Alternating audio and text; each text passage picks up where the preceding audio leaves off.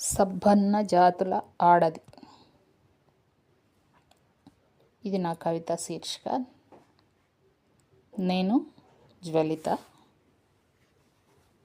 సబ్బన్న జాతుల ఆడది. కొలిమి కాడికి బొగ్గులు నేను తెస్తే, కొలిమి తిత్తి నా అక్క ఊదితే, కొలిమిల కర్రుకు అమ్మ సమ్మటేసి సాగదీస్తే, సందేల డబ్బులు అయ్య చేతుల పడ్డాయి.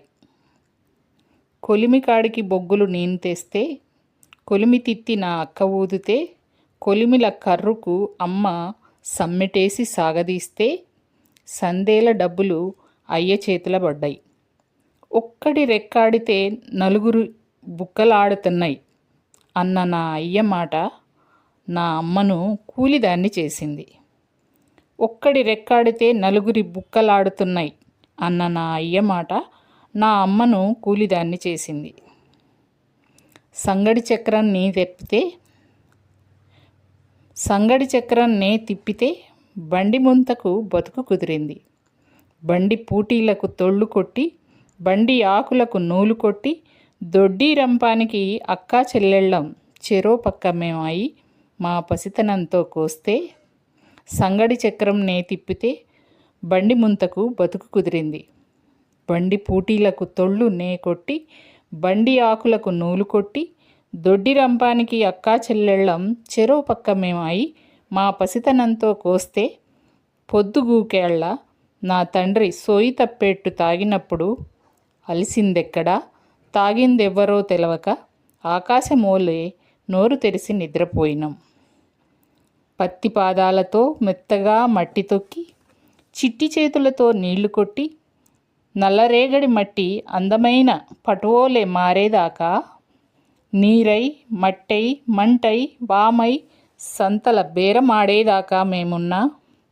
పత్తి పాదాలతో మెత్తగా మట్టి తొక్కి, చిట్టి చేతులతో నీళ్లు కొట్టి, నల్ల రేగడి మట్టి అందమైన పటువోలే మారేదాకా నీరై, మట్టై, మంటై, వామై సంతల బేరమాడేదాకా మేమున్నా. చక్రం తిప్పినందుకే రెక్కలిరిగినాయంటే ఎండల కుండలమ్మిన అమ్మ కుమ్మరి వాముల బూడిదోలే తెల్ల మొగమేసింది.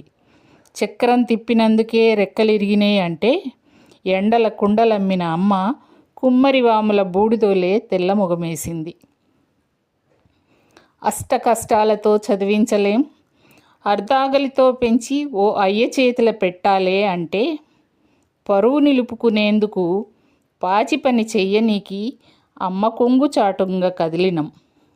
అష్ట కష్టాలతో చదివించలేం, అర్ధాకలితో పెంచి ఓ అయ్య చేతుల పెట్టాలే అంటే, పరువు నిలుపుకునేందుకు పాచి పని చెయ్యనీకి అమ్మ కొంగు చాటుంగా కదిలినం. పని మానై మనువు చెయ్యాలంటే పైలమని చెప్పినట్టుండేది, పైసలీమని అడిగినట్టుండేది. పని మానై మనువు చెయ్యాలంటే పైలమని చెప్పినట్టుండేది, పైసలీమని అడిగినట్టుండేది.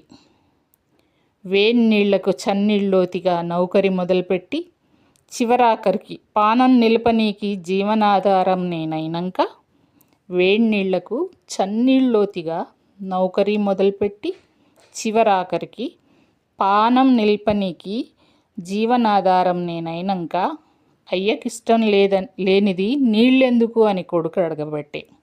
అయ్యకిష్టం లేనిది నీళ్ళెందుకు అని కొడుకు అడగబట్టే. నేను నీళ్లు తాగితేనే కదా నీకు పాలిచ్చేది, నేను నీళ్లు తాగితేనే కదా నీకు పాలిచ్చేది. ఏం చెయ్యను మొదట్నుంచి వానపామోలే తెగిన కాడే పెరగడం నేర్చుకున్నదాన్ని. బల్లితో కోల్గే తెంపినప్పుడల్లా పెరుగుతూనే ఉన్నా. ఏం చెయ్యను మొదట్నుంచి వానపామోలే తెగిన కాడే పెరగడం నేర్చుకున్నదాన్ని. బల్లి తోకోల్గే తెంపినప్పుడల్లా పెరుగుతూనే ఉన్నా. పడ్డ ప్రతిసారి లేతనే ఉన్నా, నే సర్వం చేస్తూనే ఉన్నా. పెరుగుతూనే ఉన్నా, పడ్డ ప్రతిసారి లేస్తూనే ఉన్నా, నే సర్వం చేస్తూనే ఉన్నా. కన్నందుకు నువ్వు నాకేం చేసినవని కన్నబిడ్డ అడిగితే, కన్నందుకు నువ్వు నాకేం చేసినవని కన్నబిడ్డ అడిగితే, పిల్లోలే కూనల నోట కరుసుకొని అద్దె ఇండ్లెమ్మటి తిరిగిన. పిల్లోలే కూనల నోట కరుసుకొని అద్దె ఇండ్లెమ్మటి తిరిగిన. సాలెన్న బట్టలమ్మినట్టు అరువులు తెచ్చి బట్టలమ్మిన. గద్దొచ్చే కోడిపిల్లాట నిత్యం ఆడి రెక్కల కింద మిమ్మల్ని దాచిన. గద్దలతో పోరాడిన. నీళ్ల కోసం, నీడ కోసం, కూటి కోసం, కూలి కోసం ఎలకోలే ఎలుగులెంట కలుగులెంట పోరు చేసిన. పిల్లోలే కూనల నోట కరుసుకొని అద్దె ఇండ్లెమ్మటి తిరిగిన. సాలెన్న బట్టలమ్మినట్టు అరువులు తెచ్చి బట్టలమ్మిన. గద్దొచ్చే కోడి పిల్లాట నిత్యం ఆడి రెక్కల కింద మిమ్మల్ని దాచిన. గద్దలతో పోరాడిన. నీళ్ల కోసం, నీడ కోసం, కూటి కోసం, కూలి కోసం ఎలుకోలే ఎలుగులెంట కలుగులెంట పోరు చేసిన. మొగతనం విర్రవీగి నన్ను తిరుగుబోతంటే నన్ను కూలిదాన్ని చేసిందెవరు? కొలిమిల కర్రు, కుమ్మరి కుండలు, చీర ముక్కలు, చివరికి నా చిలుక పలుకలు అమ్మినప్పుడు నేనేడిదాన్ని, ఆడదాన్ని కాదా? మగతనం విర్రవీగి నన్ను తిరుగుబోతంటే నన్ను కూలిదాన్ని చేసిందెవరు? కొలిమిల కర్రు, కుమ్మరి కుండలు, చీర ముక్కలు, చివరికి నా చిలుక పలుకలు అమ్మినప్పుడు నేనేడిదాన్ని, ఆడదాన్ని కాదా? మీకు ఆస్తులతో, అస్థికలతో, అస్తిత్వంతో ఆకారాన్నిచ్చి ఆత్మనిచ్చింది నేనే. అయ్యో నేనే కొడకా నీ అమ్మను. తల నేలకేసి నా ముందుకెళ్ళి పోబడితివి రాబడితివి. అయ్యో నేనే కొడకా నీ అమ్మను. తలనేలకేసి నా ముందుకెళ్ళి పోబడితివి రాబడితివి. నా బిడ్డవు నువ్వని మరిస్తెట్లా? ధన్యవాదాలు. ఈ కవిత ఆంధ్రజ్యోతి దినపత్రిక వివిధలో 2005 జూలై 16న ప్రచురించబడింది. పత్రికల్లో వచ్చిన నా మొట్టమొదటి కవిత అన్నట్టు ఇది.